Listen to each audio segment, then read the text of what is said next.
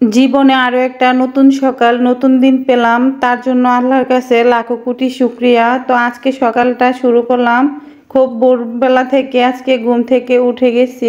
তো সকাল থেকে কি কি করলাম আর আজকে ভিডিওতে কি কি থাকছে জানতে হলে সম্পূর্ণ ভিডিওটা দেখে নেন। আসসালামু আলাইকুম, হাই এভরিওয়ান, কেমন আছেন সবাই? আশা করি যে যেখান থেকে ভিডিওটা দেখছেন সবাই আল্লাহর রহমতে ভালো আছেন। তো সকালবেলা ঘুম থেকে উঠে আজকে ঘরের অন্যান্য কাজ কাম করে ইলহামের বাবা আর ইলহাম ঘুমে আছে, এখন ওদের জন্য নাস্তা তৈরি করে নিচ্ছি।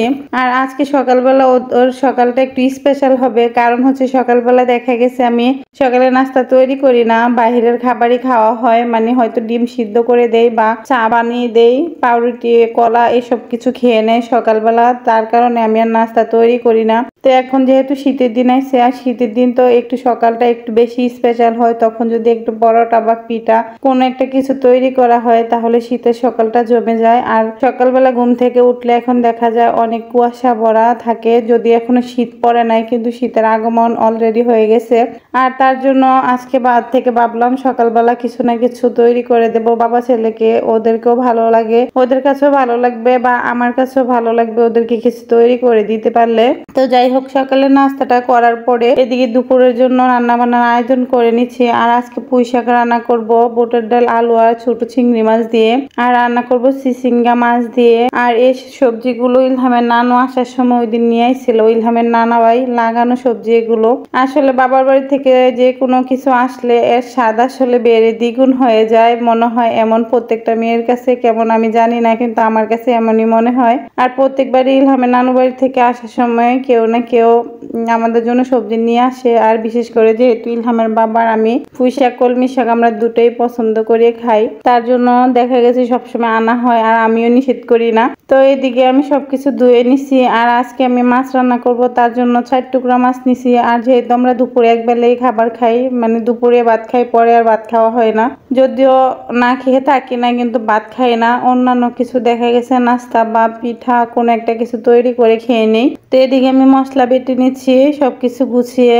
আর আমি সবসময় চেষ্টা করি বাটা মশলা দিয়ে রান্নাটা করার জন্য। অনেকের হয়তো মনে প্রশ্ন জাগতে পারে যে আমার কি ব্লেন্ডার মেশিন নাই? না, অবশ্যই আমার সবকিছু আছে। ইলহামের বাবা যখন একেবারে চলে আসছিল প্রবাস থেকে, তখন আমার জন্য এক্সট্রা 2টা ব্লেন্ডার মেশিন নিয়ে এসে। আর ঘরে আগে যে আমি যেটা ব্যবহার করি ওটা একটা আছে, টোটালি 3টা ব্লেন্ডার মেশিন আছে। তো দেখা গেছে এটা একটা শখ যে আমি শিলপাটায় বেটে রান্না করব বা এই রান্নাটা একটু খেতে ভালো লাগে দেখা গেছে। কিন্তু যখন বেশি মেহমান আসে বা বেশি মেহমান দাওয়াত করা হয় তখন দেখা গেছে আমি ব্লেন্ডারে করি, তখন আর সম্ভব হয় না এত মশলা বাটা। আর এদিকে কথা বলতে বলতে আমি মাছটাও রান্না করে নিছি আর পুঁই শাকগুলো রান্না করে নেব। 2টা চিচিঙ্গা ছিল, তো ভাবলাম চিচিঙ্গা দিয়ে আজকে মাছ দিয়ে রান্না করে নেই। আর মাছগুলো আমি ভাজি করি নাই, ভাজি করে ছাড়িয়ে রান্না করে নিছি। আর বিশেষ করে সিলভার কাপ কিংবা বিরকেট মাছ, এই মাছগুলো আসলে আমরা ভাজি করে রান্না করি না, দেখা গেছে সবসময় ভাজি করা ছাড়াই রান্না করি। আর এইভাবে খেতে আমরা মাছগুলো পছন্দ করি। তো মাছটা রান্না করে আমি এখানে আগে থেকে বুটের ডাল আলু সিদ্ধ করে রেখে দিয়েছিলাম। এখন সবকিছু মশলাপাতি দিয়ে কষিয়ে এগুলো আমি বসিয়ে দিলাম পুঁই শাকটা রান্না করার জন্য। আর বিশেষ করে আমরা সবসময় পুঁই শাক এভাবে রান্না করি, অনেকে দেখা যায় শীতল বা শুটকি দিয়ে ভাজি করে বা রান্না করে খায়। আর ইলহামের বাবা তো শীতল শুটকি খেতে চায় না, যদিও আমি খাই, ইলহামের বাবা খায় না। আর আমি যদিও কখনো রান্না করি একটু আলাদা করে রান্না করতে হয়। আর এদিকে পুঁই শাকটা বসিয়ে দিলাম আর মা ছেলে বাইরে বের হয়েছি একটু দেখার জন্য। এটা হচ্ছে আমাদের বাড়ির পিছনের সাইড, আর এখানে শীতের সিজন আসলে সবজি লাগানো হয়, এদিকটা অনেক ভালো লাগে, হয়তো লাগানো হবে, এবারও দেখতে পাবেন, আপনাদের সাথে শেয়ার করব। আর এগুলো আমার শাশুড়ি লাগাবে।